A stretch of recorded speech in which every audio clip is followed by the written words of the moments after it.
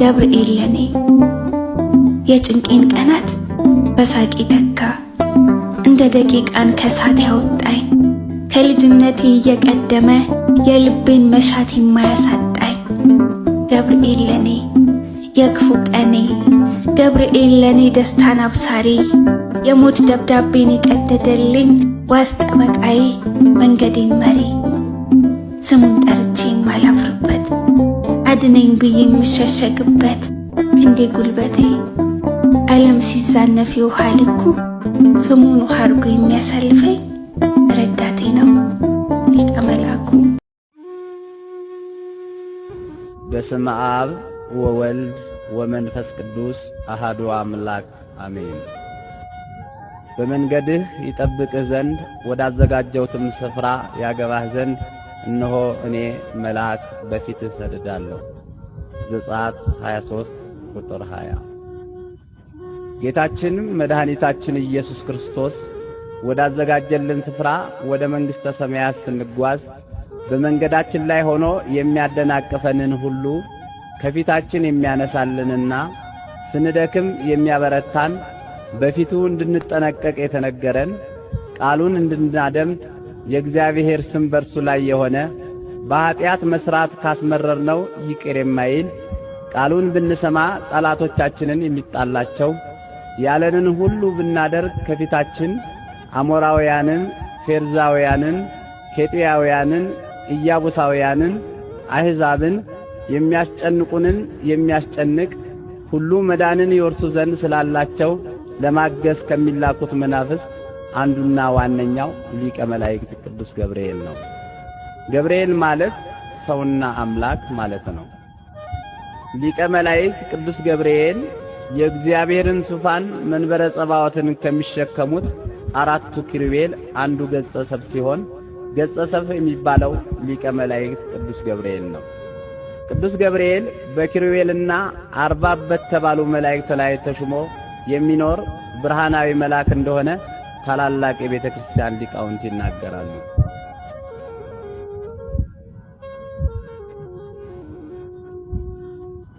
ሊቀ መላእክት ቅዱስ ገብርኤል ከኪሩቤል አንዱ ስለሆነ ቅሩበ እግዚአብሔር አሐዜ መንጦላይት ሰዓሌ ምሕረት በመሆኑ እኔ በእግዚአብሔር ፊት የምቆመው ቅዱስ ገብርኤል ነኝ ሲል ተናግሯል። ዘወትር ቅዱስ ገብርኤል በእግዚአብሔር ፊት ስለሚቆምና ለሰው ልጆች ምሕረት ስለሚለምን ወዳጆቹን ከመከራ ሥጋና ከመከራ ነፍስ የሚጠብቅ መልአክ ነው። ሊቀ መላእክት ቅዱስ ገብርኤል በመጀመሪያ ጊዜ ማኅበረ መላእክትን እንኳ ሳይቀር ያረጋጋ መልአክ በመሆኑ መልአከ ሰላም ይባላል። ድኅነተ ዓለም የሚፈጸምበትን የእግዚአብሔር ቃል የፈጣሪያችን የኢየሱስ ክርስቶስን ሰው መሆን ለቅድስት ድንግል ማርያም ያበሰረ መልአክ በመሆኑ መልአከ ብስራት መጋቤ ሐዲስ ይባላል። እግዚአብሔር ቃል ጌታችን ኢየሱስ ክርስቶስ ከንጽሕት ቅድስት ድንግል ማርያም በቤተልሔም በከብቶች በረት በተወለደ ጊዜ ልደተ ወልደ እግዚአብሔርን ያበሰረ መልአክ በመሆኑ መልአከ ፍስሐ ወሐሴት የፍጹም ደስታ መልአክ ተብሎ ይጠራል። ሊቀ መላእክት ቅዱስ ገብርኤል በሰው ልጆች ጭንቅና መከራ ጊዜ ስሙ ሲጠራ ፈጥኖ ለተቸገሩ ሰዎች የሚደርስ ከማንኛውም አስከፊና አስደንጋጭ መከራ የሚታደግ ኃያል መልአክ በመሆኑ መልአከ ኃይል ተብሎ ይጠራል። ልዑለ ባሕሪ እግዚአብሔር አምላክ አእላፍ መላእክትን በዕለተ እሁድ ከፈጠረ በኋላ ከመላእክት ልቆ የተፈጠረው ሳጥናኤል ወይም ዲያብሎስ የሐሰት አባትና ጀማሪ በመሆኑ እኔ ፈጠርኳችሁ ብሎ የሐሰት ቃል ለመላእክት ተናገረ። በዚያን ጊዜ ለማኅበረ መላእክት ወይቤሎሙ ንቁም በበህላዌነ እስከንረክቦ ለአምላክነ በማለት የሰላም መልአክ ቅዱስ ገብርኤል የፈጠረንን እግዚአብሔር እስከምናገኝ ድረስ በያለንበት ንቁም ብሎ ማኅበረ መላእክትን አረጋግቷል። ማኅበረ መላእክትን ያረጋጋ ሊቀ መላእክት ቅዱስ ገብርኤል ከአባታችን ከአዳም ጀምሮ እስከ ሕልቀተ ዓለም ድረስ የሚነሱትን ሰባ ዓለም የሚረዳና የሚጠብቅ ሊቀ መላእክት ቅዱስ ገብርኤል ነው። ይኸውም የሰው ልጅ ጥንተ ጠላት ዲያብሎስ አዳምንና ሔዋንን ሱባኤ ከገቡበት ባሕር ውስጥ አስወጥቶ ከባድ መከራ ባደረሰባቸው ጊዜ በደብረ ቅዱስ አባታችን አዳምን እናታችን ሔዋንን የረዳ እርሱ ነው። ለአዳምና ለሔዋን ቅዱስ ገብርኤል ከገነት ፍሬያት አዕዋፍ አምጥተው ዋሻዎችን እንዲሞሉላቸው አድርጓል። ለአብርሃም ልጅ ለእስማኤል ከእናቱ ከአጋር ጋር ዋየ ፀሐይ በበረታበት በዚያ በረሃ ውሃ አጥተው በተጨነቁ ጊዜ ሊቀ መላእክት ቅዱስ ገብርኤል በበረሃ ቀዝቃዛ ውሃ አመንጭቶላቸው ጠጥተዋል። ሊቀ መላእክት ቅዱስ ገብርኤል በብሉይ ኪዳን ዘመን የነበሩትን ቅዱሳን አበውን መሳፍንትን፣ ነገሥታትን፣ ነቢያትን፣ ካህናትን ከማንኛውም አስከፊ መከራ ጠብቋቸዋል፣ ረድቷቸዋልም። ነቢየ እግዚአብሔር ዳንኤል በአምልኮተ እግዚአብሔር በጸሎትና በስግደት ላይ በነበረ ጊዜ እንዲህ ሲል ተናግሯል። በአምላኬ በእግዚአብሔር ፊት ስለተቀደሰው ስለ አምላኬ ተራራ ስለምን ገና በጸሎት ስናገር አስቀድሜ በራእይ አይቸው የነበረው ገብርኤል ሊረዳኝ እየበረረ መጣ። በማታም በመሥዋዕት ጊዜም ዳሰሰኝ፣ አስተማረኝም፣ ተናገረኝም፣ እንዲህም አለኝ፣ ዳንኤል ሆይ ጥበብና ማስተዋልን እሰጥ ዘንድ አሁን መጥቻለሁ። ትንቢተ ዳንኤል ምዕራፍ 9 ከቁጥር 12 እስከ 24። ነቢዩ ዳንኤል ወደ ፈጣሪው ወደ እግዚአብሔር በንጽሐ ልቦና ሲጸልይ ሊቀ መላእክት ቅዱስ ገብርኤል ተልኮ መጥቶ ዳንኤልን አረጋጋው፣ ዳሰሰውም፣ ማስተዋልንና ጥበብን ሰጠው። ምስጢረ ሥጋዌንም ገልጾለት መቅደስ ትትሃነጽ እስከ ክርስቶስ ወንዝ ትትመዘበር ብሎ ተናግሯል። ዳንኤልን የጠበቀና የረዳ ቅዱስ ገብርኤል አሁንም ወዳጆቹን ሲረዳ ይኖራል።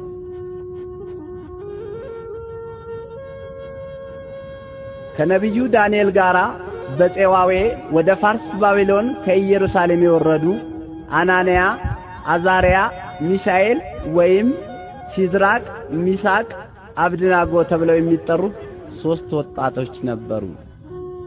ታሪካቸው በትንቢተ ዳንኤል ከምዕራፍ 1 እስከ ምዕራፍ 4 እንደተገለጸው እነዚህ 3 ወጣቶች ከኢየሩሳሌም ተማርከው ወደ ፋርስ ባቢሎን እንደወረዱ ንጉሡ ናቡከደነፆርም 3ቱን ወጣቶች አናንያን፣ አዛርያን፣ ሚሳኤልን የባቢሎናውያንን ቋንቋና ጥበብ እንዲማሩ ካደረገ በኋላ በባቢሎን አውራጃዎች አስተዳዳሪ አድርጎ ሾማቸው። በኋላም ንጉሡ ናቡከደነፆር በፍቅረ ጣዖት ተይዞ በአደባባይ ጣዖት አቁሞ ለጣዖቱ በመንግስቱ ግዛት ያሉ ሰዎች ሁሉ እንዲሰግዱ አዋጅ ባወጣ ጊዜ ሰውም ሁሉ ለጣዖቱ ሲሰግድ 3ቱ ወጣቶች አናንያ፣ አዛርያ፣ ሚሳኤል ለፈጠረን ለእግዚአብሔር ብቻ እንሰግዳለን እንጂ ለጣዖት አንሰግድም አሉት።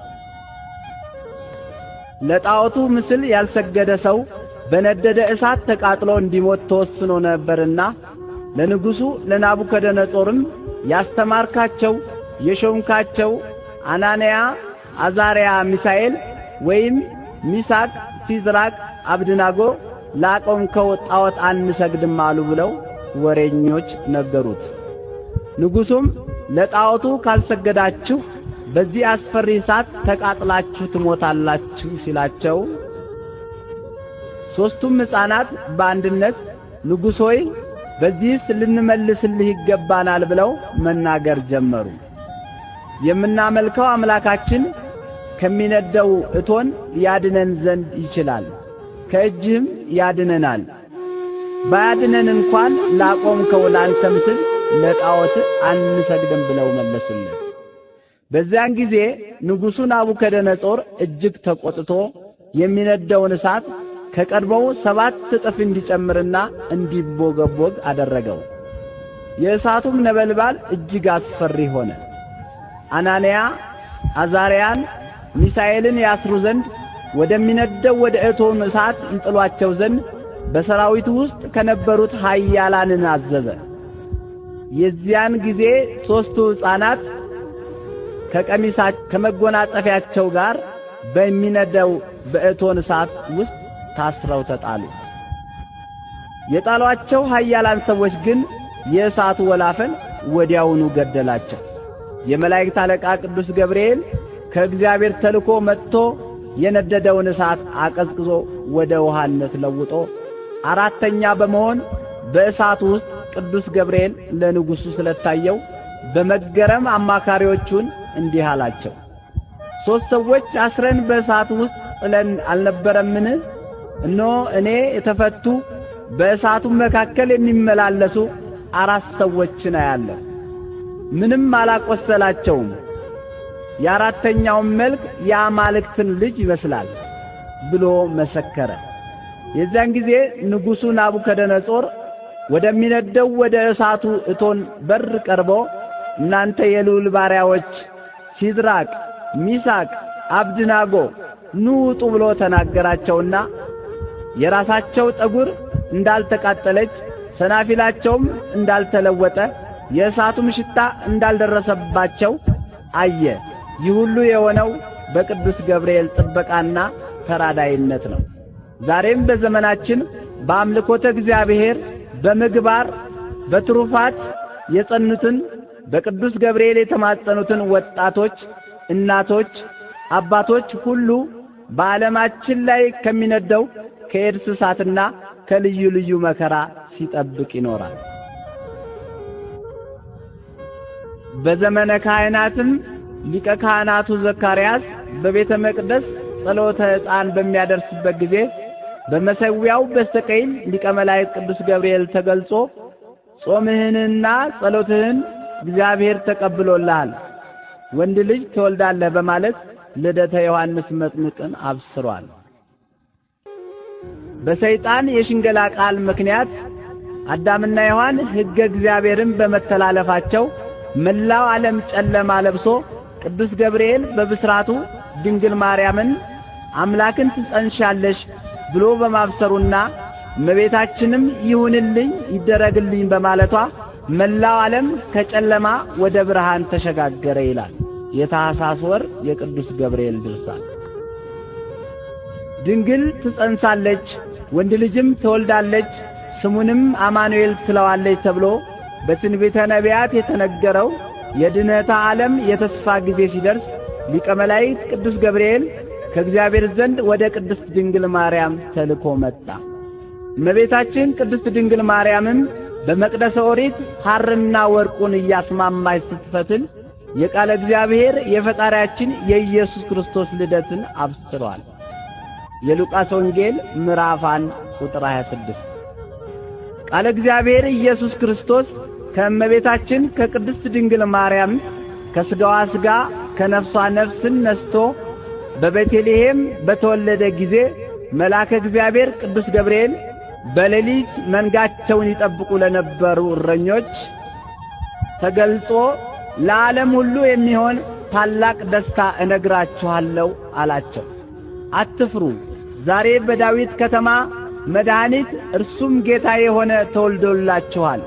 ይህም ምልክት ይሆንላችኋል፣ ሕፃን ተጠቅልሎ በግርግም ተኝቶ ታገኛላችሁ በማለት አስቀድሞ ጽንሰቱን እንደተናገረ የአምላካችን የኢየሱስ ክርስቶስን መወለድ ለሰባ ዓለም ተናግሯል። ጌታችን ኢየሱስ ክርስቶስ ወደ ምድረ ግብጽ ከእናቱ ከቅድስት ድንግል ማርያም ጋር በተሰደደ ጊዜ ቅዱስ ገብርኤል ከእመቤታችን ከዮሴፍና ከሰሎሜ አልተለየም ነበር። አምላካችን ኢየሱስ ክርስቶስ በዕለተ ዓርብ በቅዱስ መስቀል ላይ በተሰቀለ ጊዜ ሰይፈ መዓቱን በመምዘዝ ሊቀ መላእክት ቅዱስ ገብርኤል ቁጣውን ገልጿል። ወሰወ ኢከላአቶ ምህረቱ ለክርስቶስ እምታጉለ ኩሉ ዓለም። የቅዱስ ገብርኤል የቁጣ ሰይፈ መዓት የክርስቶስ ቸርነት ባይከለክለው ኖሮ ዓለምን ሁሉ ባጠፋ ነበር ተብሎ የተነገረው ስለዚህ ነው። አምላካችን ኢየሱስ ክርስቶስ በመስቀል ላይ ተሰቅሎ ሞቶ በሞቱ ሞተ ኃጢአትን ደምስሶ ሞትን ድል ነስቶ በሦስተኛው ቀን መነሳቱን በመቃብረ ክርስቶስ አጠገብ ቆማ ስታለቅስ ለነበረችው ለማርያም መግደላዊት ትንሣኤ ክርስቶስን የነገረ ቅዱስ ገብርኤል ነው። ሊቀ መላእክት ቅዱስ ገብርኤል ከፈጣሪው ከልዑል እግዚአብሔር እየታዘዘ ቅዱሳን አበው ሐዋርያትን ስፍር ቁጥር የሌላቸው ሰማዕታትን ማለትም ቅዱስ ቂርቆስን እናቱ ቅድስት ኢየሉጣን ከነደደ እሳት ከነፍርዋ ያወጣ እንዲሁም ከጣዕመ ዓለም ከብዕለ ዓለም ተለይተው በገዳም በበዓት የሚኖሩ ፍጹማን ጻድቃንን በየጊዜው የሚረዳና ከአጋንንት ፈተና የሚጠብቅ እርሱ ነው።